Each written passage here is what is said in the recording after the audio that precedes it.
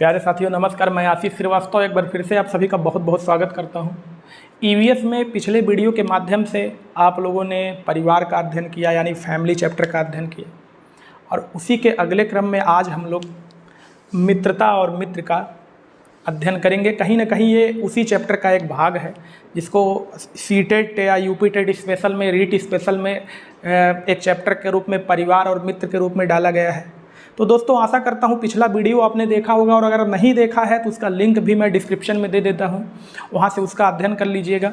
और उसके साथ साथ इस चैप्टर को मिला करके अध्ययन करिएगा। 1 से 2 प्रश्न आपका निश्चित तौर पर आपके एग्ज़ाम में रखा रहेगा, इसमें कोई दो राय नहीं है। बस आपको थोड़ा सा अपने तर्क शक्ति को बढ़ाना होगा, थोड़ा सा अपनी समझ को बढ़ाना होगा, अपने प्रेजेंट ऑफ माइंड को बढ़ाना होगा, ताकि आप प्रश्नों के क्रम को समझ पाएँ। मॉडल पेपर वगैरह आप देखते होंगे सीटेट का, यूपीटेट का या रीट का, तो आपको समझ में आता होगा कि जो प्रश्न हैं उन्हीं तथ्यों से पूछे गए हैं, लेकिन थोड़ा सा उन तथ्यों को एक्सप्लेन करके बढ़ा दिया गया है। एक्चुअली वही चीज़ें हैं जो आपने पढ़ा है, बस वो आपको कन्फ्यूज करने के लिए थोड़ा सा शब्दों को या तो बढ़ा दिया गया होता है या तो गागर में सागर भर दिया गया होता है। जैसे मान लो 15-20 शब्दों का जो क्रम होता है उसको 1 या 2 शब्दों के माध्यम से कह दिया जाता है। तो ये आपका वहाँ पे माइंड तौलने का काम करते हैं, आपके दिमाग को तौलते हैं कि आपकी समझ शक्ति कहाँ तक जा सकती है। तो दोस्तों ये समझ शक्ति तभी बढ़ेगी जब आप ज़्यादा से ज़्यादा प्रश्न बनाएंगे, खुद जो चैप्टर आप पढ़ रहे हैं वहाँ से बनाएंगे, प्लस आपको अपने सिलेबस की जानकारी होगी। इसीलिए मैं कहता हूँ सिलेबस से हमेशा रूबरू होना चाहिए आपको, और साथ साथ मॉडल पेपर वगैरह है, जिस भी एग्ज़ाम की आप तैयारी कर रहे हो, यूपीटेट हो, सीटेट हो, रीट हो, जिस भी एग्ज़ाम की आप तैयारी कर रहे हो, तो वहाँ से आप कंटिन्यू और उसके जो पिछले कई वर्षों के जो पेपर हुए हैं उनको आप देखें, उनको सॉल्व करने का प्रयास करें, अपने आप का आकलन करें आप, ताकि आपको बेहतर तरीके से अनुमान लग सके कि किस तरह से प्रश्न पूछे जाते हैं। उसी तरह से जो भी लेक्चर आपको पढ़ाया जाता है, मैं पढ़ाऊँ या आपके और भी कोई भी टीचर हो सकते हैं जो आपको ऑफलाइन या ऑनलाइन पढ़ाते हो, वो उनके एक लेक्चर को देख करके वहाँ से कम आप 10 से 15 प्रश्न खुद बनाएं। निश्चित तौर पर आपको 120 मार्क्स पाने से कोई नहीं रोक सकता। 120 प्लस 150 में आप पाएंगे, चाहे वो आप सीटेट दे रहे हो, चाहे यूपीटेट दे रहे हो, कोई आपको रोक नहीं सकता दोस्तों। तो आइए दोस्तों आज हम लोग क्लास शुरू करते हैं और देखते हैं कि मित्र शब्द की उत्पत्ति कहाँ से होती है। देखिए दोस्तों, मित्र शब्द की उत्पत्ति होती है, मित्र को इंग्लिश में बोलते हैं फ्रेंड। और ये फ्रेंड शब्द जो है दोस्तों, ये प्रारंभ में जर्मन भाषा के फ्रोन शब्द से लिया गया था। और फ्रोन का वास्तविक जो अर्थ है दोस्तों वो क्या है जान लीजिए, क्योंकि पूछा जा सकता है। फ्रेंड जर्मन भाषा के फ्रोन शब्द से मिलकर बना हुआ है। फ्रोन को आज हम इंग्लिश में फ्रेंड बोलते हैं, और वास्तविकता के आधार पर इस फ्रोन का जो अर्थ है दोस्तों होता है प्यार होना या प्यार करना। दूसरा नंबर सम्मान करना, यहाँ पे करना कर लीजिएगा, प्यार करना, सम्मान करना, या फिर गुलामी करना। आप कहोगे गुलामी करना कहाँ से आ गया, तो जर्मन भाषा में इसका अर्थ ही है गुलामी करना। एक दोस्त दूसरे दोस्त के साथ अगर बंध के रह रहा है, उसके साथ पूरे हृदय के साथ, पूरे तनमन के साथ रह रहा है, तो कहीं ना कहीं उसके गुलाम की तरह से ये दोनों, लेकिन अगर एक कोई है तो फिर गड़बड़ है। हाँ, दोनों एक दूसरे के साथ इस तरह से होने चाहिए, तो फिर वो असली मित्रता है। गुलामी करना, दूसरा नंबर कारावास। यहाँ पे बहुत सारे इसके अर्थ निकलते हैं जर्मन भाषा में फ्रोन शब्द के। तो दोस्तों आशा करता हूँ आपको समझ में आया होगा कि फ्रेंड शब्द जर्मन भाषा के फ्रोन शब्द से मिलकर बना है, जिसका अर्थ होता है प्यार करना, सम्मान करना, गुलामी करना, या फिर करना कारावास। और अब आपको मैं बता रहा हूँ कि ये जो यहाँ पे जो आप देख रहे हो फ्रेंड का जो अर्थ निकाला गया है मित्र, मित्र वास्तव में हिंदी शब्द नहीं है। तो क्वेश्चन ये उठता है कि कौन सा शब्द है। देखिए ये क्वेश्चन पूछा गया है, मित्र किस प्रकार के शब्द से लिया गया, किस प्रकार की भाषा से लिया गया है? तो मित्र जो है ये संस्कृत भाषा से लिया गया है। इस चीज़ को ध्यान दीजिएगा। यहाँ पे उत्पत्ति कहाँ से होती है एक अलग क्वेश्चन के रूप में पूछा जा सकता है, फ्रेंड शब्द की या मित्र शब्द की। लेकिन ये मित्र जो शब्द है किस भाषा से इस शब्द को उठाया गया है, अगर ये क्वेश्चन आता है तो संस्कृत भाषा से उठाया गया है। और संस्कृत भाषा के आधार पर मित्र का जो अर्थ होता है आप देखोगे सखा, बंधु या फिर दोस्त, ये इसका अर्थ होता है। तो दोस्तों आशा करता हूँ ये इंग्लिश शब्द वाला, एक जर्मन भाषा वाला शब्द, ये इसका तात्पर्य था। लेकिन अगर हम लोग संस्कृत भाषा सनातन धर्म के आधार पर अब इस मित्र का अर्थ देखते हैं तो सखा, बंधु या दोस्त आता है। तो दोस्तों आशा करता हूँ आपको समझ में आया होगा। इसको स्क्रीनशॉट कर लीजिए या लिख लीजिए और कोशिश करिएगा ज़्यादातर अब इसके बाद जो मैं पढ़ाऊँगा मित्र की परिभाषा, मित्र के प्रकार, मित्रता क्या है, इसके दोष या इसके गुण, तो उस सारी चीज़ें मेरी बातों को सुन करके नोट्स बनाने का प्रयास करिएगा, क्योंकि इतने सारी चीज़ें हैं इसमें कि वो सारी चीज़ें मैं यहाँ पे लिख करके आपको नहीं बता पाऊँगा। मेरी बातों को सुनिएगा, अपने समझ के आधार पे अपना नोट्स क्रिएट करिएगा दोस्तों। तो इसका स्क्रीनशॉट कर लें, मैं इसको इरेज करके आगे बढ़ता हूँ।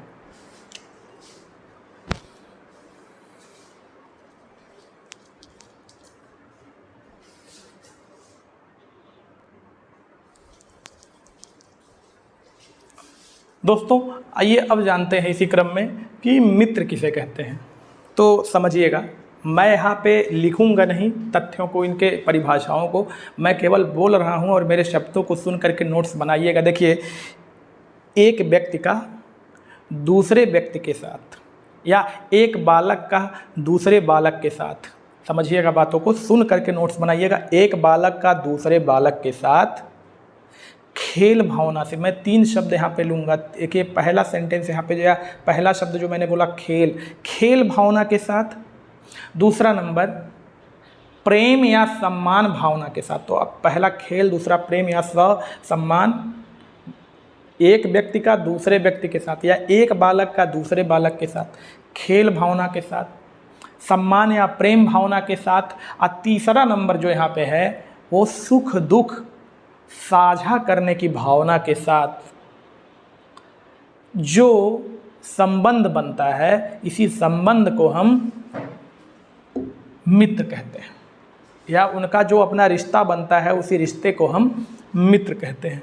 हम संबंध बोल दिए, थोड़ा सा आप जब संबंध आएगा तो मित्रता हो जाएगी, उसका अलग एक रूपरेखा हो गया। देखिए फिर एक बार रिपीट करता हूँ परिभाषा को। एक व्यक्ति का दूसरे व्यक्ति के साथ या एक बालक का दूसरे बालक के साथ प्रेम के साथ, खेल भावना के साथ और स्पेशली सुख दुख को साझा करने की भावना को लेकर के जो रिश्ता उनका पनपता है या बनता है, उसी को हम एक दूसरे का मित्र कहते हैं। लेकिन उनके बीच का जो संबंध है, उस एक मित्र का दूसरे मित्र के साथ, या उनके बीच का जो संबंध है, एक मित्र का दूसरे मित्र के साथ जो संबंध बनता है या उनके बीच का जो संबंध बनता है, उसको हम कहते हैं मित्रता। यहाँ पे बहुत सारे मनोवैज्ञानिक है, दार्शनिक है, वैज्ञानिक है और विद्वान आए जिन्होंने अपने अपने मत के आधार पे परिभाषा दिया। इसी में से एक था मनोवैज्ञानिक रूसो। रूसो ने क्या कहा है कि एक बालक का दूसरे बालक के साथ खेल भावना के साथ और पूरे प्रेम भावना के साथ, हृदय के साथ जुड़ने पर जो संबंध स्थापित होता है, उसी को हम मित्रता कहते हैं। तो एक तो ये समझना है, खेल भावना के साथ भी जोड़ रहा है, प्रेम भावना के साथ भी जोड़ रहा है, प्लस वहाँ पे उनके बीच का जो मधुर संबंध बन रहा है वही है मित्रता। और वही मैंने पहले भी बताया आपको, मैंने वहाँ पे 3 शब्दों को जोड़ा था, एक खेल भावना, दूसरा प्यार या सम्मान और तीसरा सुख दुख साझा करने की भावना। तीनों के साथ अगर एक व्यक्ति का दूसरे व्यक्ति के साथ रिश्ता बना तो वो हो गए मित्र और उनके बीच का संबंध हो गया मित्रता। रूसों ने इसी को दूसरी भाषा में घुमा के कह दिया है। रूसों ने क्या किया, उसी को दूसरी भाषा में घुमा के कह दिया है। प्लस यहाँ पे आते हैं जब चाणक्य महोदय, तो चाणक्य महोदय ने कहा था कि मित्रता कभी भी रक्त संबंधी नहीं हो सकती, बहुत ही इम्पोर्टेंट है। और आपने परिवार में पढ़ा था कि परिवार हमेशा रक्त संबंधी होने चाहिए, तभी वो परिवार और परिवार के सदस्य कहलाएंगे। आप कहोगे एक पिता भी तो अपने पुत्र का मित्र हो सकता है, पत्नी भी अपने पति का मित्र हो सकती है, या पति पत्नी का मित्र हो सकता है। तो ये हमारे विचार हैं, ये दार्शनिकों के विचार नहीं हैं, ये किताबों के विचार नहीं हैं, ये आयोग जो आपसे प्रश्न पूछेगा उसके विचार नहीं हैं। उसका विचार इतना कहता है कि वो चाणक्य के मत से सहमत है, और चाणक्य के मत के अनुसार जो परिभाषा बन रहा है इसका मित्रता का, वो ये है कि मित्रता कभी रक्त संबंधी नहीं हो सकता। इसको आप मित्रता का शर्त कह लीजिए, या मित्रता का एक बहुत ही बेहतर परिभाषा मान लीजिए, जिसको आयोग ने भी माना है और जिसको हम सभी को मानना पड़ेगा। भले आप कहो कि आपका जो सच्चा मित्र है आपकी वाइफ है, आपकी सच्चा मित्र आपका छोटा भाई है, आपकी बुआ है, आपके पापा हैं, आपकी मम्मी है, वो आपको आपके अनुसार परिभाषा आप मान रहे हो, लेकिन आयोग इसको नहीं मानता। आयोग कहता है रक्त संबंधी अगर रिलेशन है तो वो फिर मित्रता नहीं हो सकता, वो आपका अपना रिश्ता हो सकता है, आपकी भावनाओं के साथ चूँकि वो जुड़ा हुआ है, आपके परिवार का अंग है, हिस्सा है, इसलिए आप उसको मित्र मान रहे हो। लेकिन मित्र कभी भी एक्चुअली रक्त संबंधी नहीं हो सकता, ये शर्त है। किसने ये शर्त रखी है? चाणक्य महोदय। रक्त संबंधी नहीं हो सकता। तो दोस्तों इन चीज़ों को आप ध्यान दीजिएगा। अब फिर यहाँ पे चर्चा करते हैं कि मित्रता के कितने प्रकार हो सकते हैं। तो मित्रता के मुख्य रूप से 3 प्रकार हैं। लाभ या उपयोगी मित्रता, दूसरा आनंद की मित्रता, और तीसरा अच्छी एवं सच्ची मित्रता। अब यहाँ पे देखिए लाभ या उपयोगी मित्रता, इसका अर्थ क्या है? लाभ या उपयोगी मित्रता, एक व्यक्ति दूसरे व्यक्ति के साथ मित्रता तब करता है इसमें, या एक व्यक्ति दूसरे व्यक्ति के साथ यहाँ पे रिश्ता तब रखता है जब वो दूसरे व्यक्ति से लाभ देखता है। ऐसा ज़रूरी नहीं है कि दोनों व्यक्ति एक दूसरे से लाभ कमाएं। हाँ, एक हो सकता है कि वही एक दूसरे व्यक्ति से इस तरह रिश्ता रखने का, इसलिए रिश्ता रखने का प्रयास करे कि क्योंकि उसमें उसको लाभ दिखता है। तो लाभ के लिए, अपने हित के लिए, या अपने कार्यों की पूर्ति करवाने के लिए किसी से लगाव रखने की जो भावना एक व्यक्ति के अंदर आती है, उसको लाभ या उपयोगी मित्रता के अंतर्गत देखा जाता है। ऐसी मित्रता कभी भी मित्रता की सही परिभाषा को नहीं दर्शाती है, इसलिए ये दोगलपंथी वाली मित्रता होती है। इस तरह की मित्रता समाज में एक बहुत ही बुरी संदेश के रूप में फैलती है, जिसको कभी मित्र के आधार पर या किसी और रिश्ते के आधार पर नहीं देखा जाता है। समाज में बुराइयां फैलाता है और दोस्ती के रिश्ते को बदनाम करने वाला एक यहाँ पे ये प्रकार है मित्रता का। दूसरा है आनंद की मित्रता। आनंद की मित्रता में 2 खाली लोग जब दिन भर के थके मारे शाम को मिले, किसी पार्क में बैठे और अपने मन की पूरी भड़ास निकाल करके कुछ इधर उधर की बातों को बढ़ा चढ़ा के हाइपर बोल में एक दूसरे के सामने प्रस्तुत किया, कुछ मज़ेदार बातें की और आनंदित हो गए। तो ऐसे दोस्त, हालांकि इन दोस्तों के अंदर कभी ये भावना नहीं होती है कि वो लाभ या उपयोगी क्षेत्र के लिए ही वो एक दूसरे के साथ जुड़े होते हैं, लेकिन ये अपने मन की बातों को कह करके हल्का होते हैं और सबसे बड़ी चीज़ इधर उधर की बातों को कर करके आनंदित होते हैं। तो ऐसे मित्र जो अपने मन की बातों को कह करके अपने व्यक्तित्व को आसान बनाने का कार्य करते हैं, या निखारने का कार्य करते हैं, या आनंद लाने का प्रयास करते हैं, तो ऐसे मित्रों को आनंद की मित्रता के अंतर्गत देखा जाता है। ऐसे मित्रों के संबंध को आनंद के मित्रता के अंतर्गत रखा जाता है, जो आनंदित बातें किया करते हैं, खाली हैं और एक दूसरे से अपने पूरे मन की बात कर रहे हैं। तो इस सारी चीज़ों को आप समझिएगा। अच्छी और सच्ची मित्रता के अंतर्गत आप देखेंगे जैसे कृष्ण और सुदामा का मित्रता थी। कृष्ण और सुदामा के बीच की जो मित्रता थी वो अच्छी और सच्ची मित्रता के अंतर्गत देखा जाता है। पूरे विश्व में अगर आप देखेंगे तो इस प्रकार की मित्रता केवल 0.02% ही पाई जाती है। ये भी एक तथ्य है।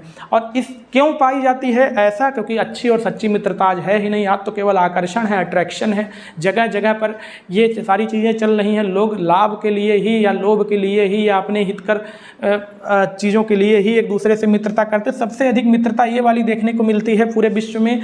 प्लस ये ये वाली मित्रता भी बहुत कम आपको देखने को मिलेगी कि लोग लाभ या हित के लिए नहीं होते हैं जुड़े एक दूसरे से, खाली होते हैं तो एक दूसरे के साथ समय व्यतीत करते हैं और अपने मन के बातों को करके एक दूसरे से हल्के हो जाते हैं, इधर उधर की बातों को करके हंसते हैं।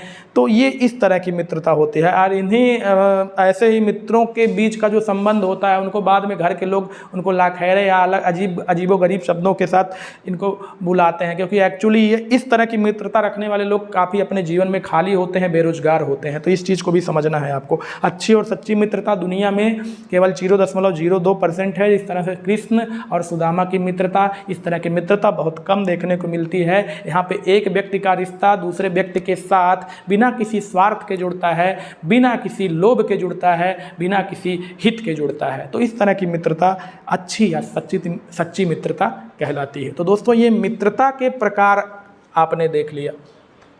अब यहाँ पे क्वेश्चन किस किस तरह से बनेगा, ये आप जब नोट्स बनाएंगे ना तो ऐसे पूछ लिया कि कृष्ण और सुदामा की मित्रता को किस तरह की मित्रता के अंतर्गत रखा जा सकता है। तो आपको ध्यान देना है, अच्छी या सच्ची मित्रता, आनंद की मित्रता, उपयोगी मित्रता या लाभ की मित्रता। तो उपयोगी लाभ की मित्रता होगी नहीं। ये आनंद की मित्रता में कुछ लोगों के अंदर ये हो सकता है प्रश्न बनने लगे, कहीं आनंद की मित्रता नहीं है ना। तो आनंद की मित्रता में आप समझ जाइएगा, दो खाली लोग जब आपस में मिलते हैं अपने मन की भड़ास को निकालने के लिए आनंदित बातें किया करते हैं, इस तरह की मित्रता आनंद की मित्रता होती है। अच्छी और सच्ची मित्रता का मतलब ऐसी मित्रता जो लोभहीन हो, दो व्यक्तियों के बीच ऐसा संबंध जो बिना किसी स्वार्थ के एक दूसरे के साथ जुड़ा हो, तो ये होता है अच्छी और सच्ची मित्रता। तो दोस्तों आशा करता हूँ समझ